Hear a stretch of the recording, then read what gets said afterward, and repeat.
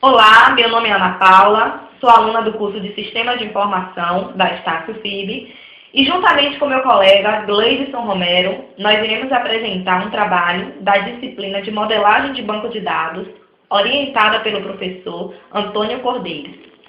Nós falaremos sobre agregação, autorrelacionamento e primeira, segunda e terceira fórmulas normais. Temos aqui os requisitos através dos quais foi construído o nosso modelo conceitual. Vamos começar falando sobre agregação. Sempre que ocorre um relacionamento de N para N, é necessário quebrar este relacionamento, inserindo uma tabela chamada de tabela composta. No nosso modelo, temos o relacionamento entre funcionário e cliente. Ele é um relacionamento N para N, uma vez que um funcionário pode atender N clientes e cada cliente pode ser atendido por N funcionários. Neste caso, para quebrar este relacionamento, usamos a entidade chamada atendimento ao cliente. A este recurso, nós damos o nome de agregação e ele serve para evitar redundâncias nas duas tabelas.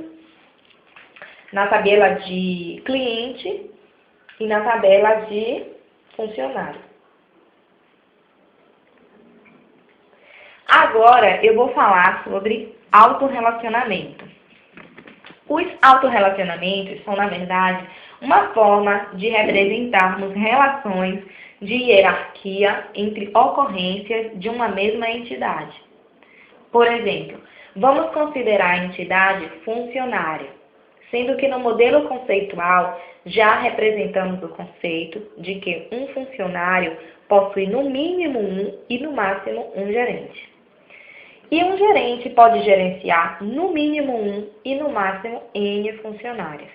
Temos, portanto, um relacionamento de 1 para N. E ocorre toda vez que temos uma ocorrência de uma entidade que está associada a uma ou mais ocorrências da mesma entidade. Agora, meu colega Gleidson vai explicar sobre a primeira, segunda e terceira fórmulas normais. Olá, meu nome é Gleidson e eu irei apresentar as três formas normais. Primeira forma normal. Uma relação só estará na primeira forma normal se não houver grupo de dados repetidos, isto é, se todos os valores forem únicos. Em outras palavras, podemos definir que a primeira forma normal não admite repetições ou campos que tenham mais que um valor.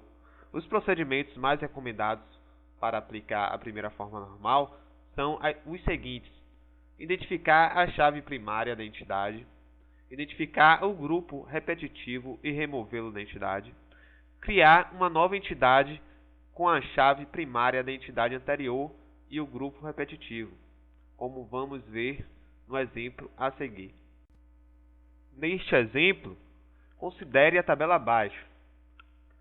Na tabela cliente, todos os clientes possuem rua, CEP e bairro, e essas informações estão na mesma célula da tabela. Logo, ela não está na primeira forma normal. Para normalizar, deveremos colocar cada informação em uma coluna diferente.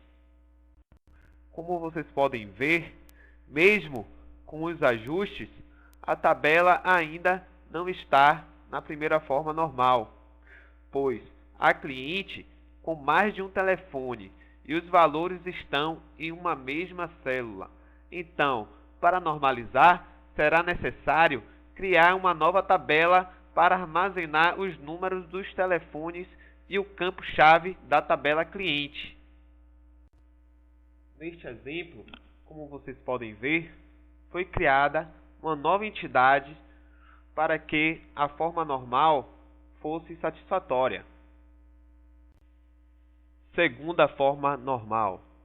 Uma tabela só está na segunda forma normal se ela estiver na primeira forma normal e todos os atributos não chave forem totalmente dependentes da chave primária. Se o nome do produto já existe na tabela produtos, então não é necessário que ele exista na tabela de produtos. A segunda forma normal trata destas anomalias e evita que valores fiquem em redundância no banco de dados. Os procedimentos são identificar os atributos que não são funcionalmente dependentes de toda a chave primária, remover da entidade todos esses atributos identificados e criar uma nova entidade com eles. Logo a seguir, veremos o exemplo da segunda forma normal. Analisando o exemplo da segunda forma normal, veja que o nome do produto depende do código do produto, porém não depende de N pedido, que é a chave primária da tabela. Portanto, não está na segunda forma normal.